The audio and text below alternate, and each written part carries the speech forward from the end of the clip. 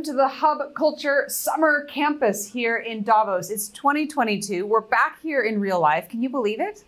I'm so excited to be back. It's really nice. It's fantastic. Saskia Bruysten, she's the co-founder and CEO of Yunus Social Business. Now we should have a jargon check first of all. Remind us what a social business is.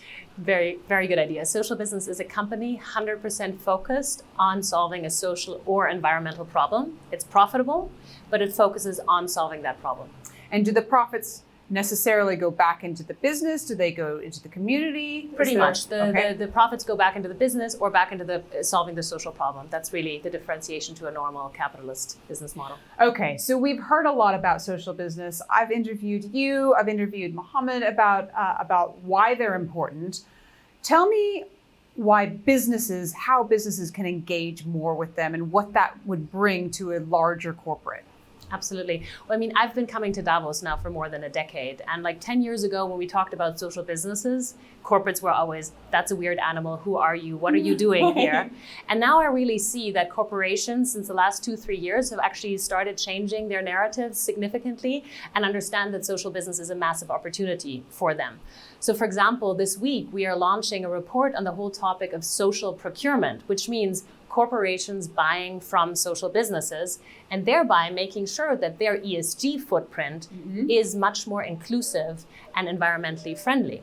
So this is a massive opportunity, especially given that we now know that over 50% of the ESG footprint of corporations is actually driven by their supply chain. So why not? You're anyway buying for trillions, right? Whatever services, paper, cleaning services, whatever the inputs for your business. Why not think about buying that from a social business that is anyway there, doing its work, ensuring that people from vulnerable backgrounds have jobs, ensuring that the environment is taken care of. It's an easy win for corporations, and that's really what we're talking about this week. So give me an example of something you've seen that has worked, a large corporation that has engaged with social businesses and it's been able to do well by doing good. Absolutely. So IKEA is one of the clients that we work with, and they, for example, buy cushions from a social business that is in our portfolio called Rangsutra in India.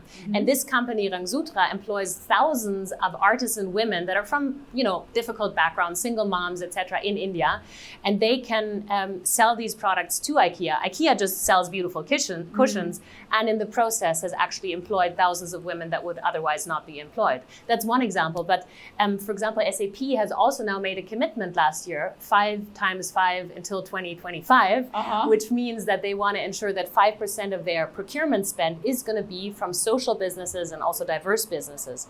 And they, for one simple example, are buying from a company called Terem Services. I hope I'm pronouncing the name right, which is a cleaning service company, which is also a cooperative owned by immigrants in the UK.